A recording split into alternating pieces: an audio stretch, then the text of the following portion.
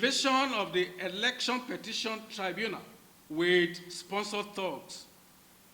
There have been reports of thugs allegedly sponsored by the state government invading the Election Petition Tribunal, brandishing placards with inscriptions such as "No Alia, no Benue," and NJC and CJN leave Benue alone.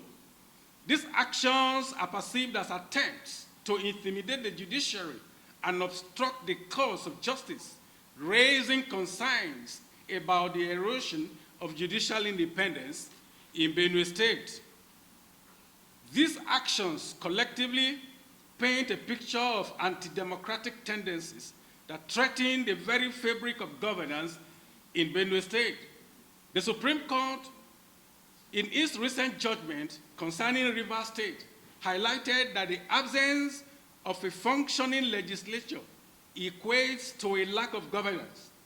The situation in Benue is even more dire, with both the legislative and judicial arms under siege, leading to a collapse of democratic governance.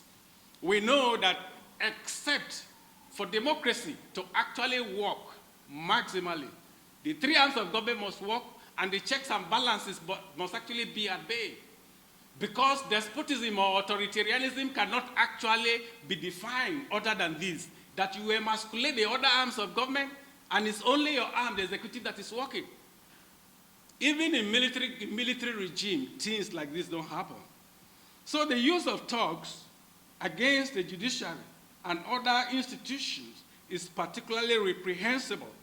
Such tactics not only intimidate judges, officers, or judicial officers, but also erode public confidence in the justice system. The cumulative effect of these actions has plunged Benue State into a state of constant fear and apprehension. The rule of law has been supplanted by the rule of force, with thugs operating with impunity under the apparent patronage of the state government.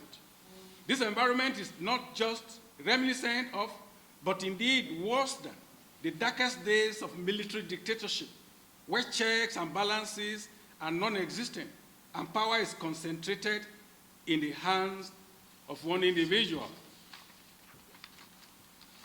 In concluding, we say that justice and human rights advocates will call for democratic institutions, civil society organizations, and international community to take immediate cognizance of deteriorating situation in Benue State.